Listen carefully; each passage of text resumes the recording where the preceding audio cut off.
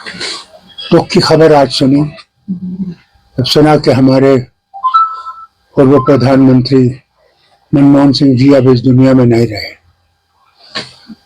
वो बहुत काबिल इकोनॉमिस्ट भी थे और उनने भारत की ये सबसे बड़ा काम जो उन्होंने किया, मैं समझता हूँ ये है कि भारत को इकट्ठे रखने की कोशिश की और इकोनॉमी को खोल दिया। पहले इकोनॉमी खुली नहीं थी।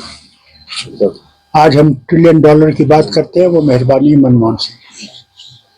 उन्होंने राजीव गांधी के वक्त में, उसके साथ साथ नरसिम्हा राव जी के वक्त में इस इकोनॉमी को इतना खोल दिया कि आज हम खुशी से कह सकते हैं कि हमारी इकोनॉमी आज तरक्की पे है।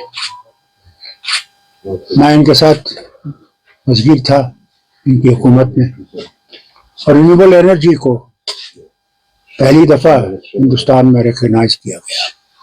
ये वो एनर्जी है जो मैं समझता हूँ आगे के लिए सबसे बड़ी मुफीद होगी, न सिर्फ हिंदुस्तान के लिए बल्कि सारी दुनिया के लिए। मैं अपनी तरफ से, अपनी जमात की तरफ से, अपने खानदान की तरफ से उन्हें श्रद्धांजलि पेश करता हूँ और उम्मीद करता हूँ कि जो वो काम छोड़ गए बाकी वो हम लोग और दूसरे उसको पूरा कर सकें और इस मुल्क को आगे ले सकें और भाईचारा रखें देशों के साथ।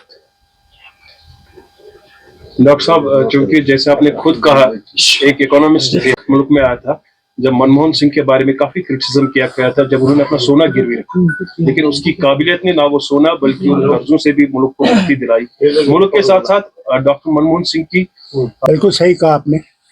बल्कि मैं ये भी कहूँगा कि हमारे भाई पंडित भाई जो यहाँ से गए थे और किसी ने भी कोई बड़ा कदम उठाया उनको वापस लाने का, उनकी मुश्किलात को जम्मू में दूर करने का, वो मनमोहन सिंह की हुकूमत में उन्होंने किया। करीबन 3000 से ज्यादा शायद उनके बच्चों को यहाँ नौकरी दी कि वो घर आ सकें। उनके लिए जगती जैसा एक कॉलोनी खड़ी जहाँ वो आराम से रह सकेंगे जब तक वापस आ सकें। उनकी बहुत सी बातें हैं। मैं तो समझता हूँ इकबाल का शेर बहुत सही है, निगाह बुलंद नजर परसोज है रख्त सफर मेरे कारवां के लिए। ऐसे लोग बहुत कम पैदा होते हैं और वही जो काम करते हैं उन्हीं के बारे में क्रिटिसिज्म होता है। और अल्लाह से मांगता हूँ कि उनके घर वालों को, उनकी बेगम को, उनके बच्चों को शांति दे कि वो दुख बर्दाश्त कर सके और कभी ये ना भूलें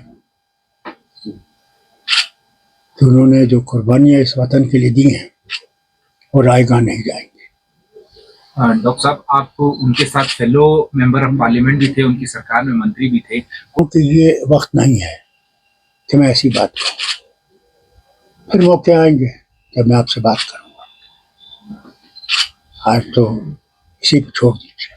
क्या आपको लगता है प्रेजेंट गवर्नमेंट जो है उनके लिए डॉक्टर मनमोहन सिंह किसी मशवरा से कम नहीं है? शायद कुछ सीखना पड़ेगा क्योंकि आज उस दुनिया से चले गए, लेकिन हर एक आंख पुरनम है जो उन्होंने अपना जिंदगी में जो रोल अदा किया है बिना किसी कास्ट एंड क्रीड के। इसमें कोई शक नहीं है। आज के लिए नहीं बल्कि आने वाली हुकूमतों के लिए भी उन्हें इनसे सबक सीखना चाहिए।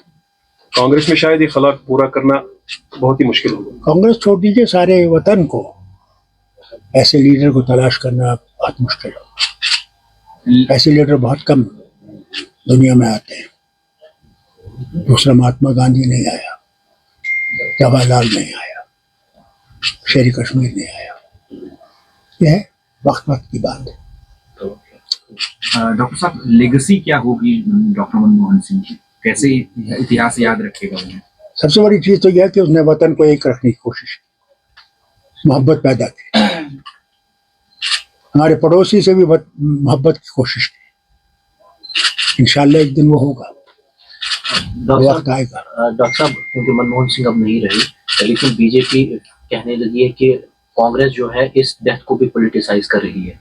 देखिए, मैं इस वक्त कोई ऐसी बात नहीं कहना चाहता, कि वो वक्त ही नहीं है। आज हम इसी पे छोड़ दें। डॉक्टर साहब बहुत बहुत शुक्रिया।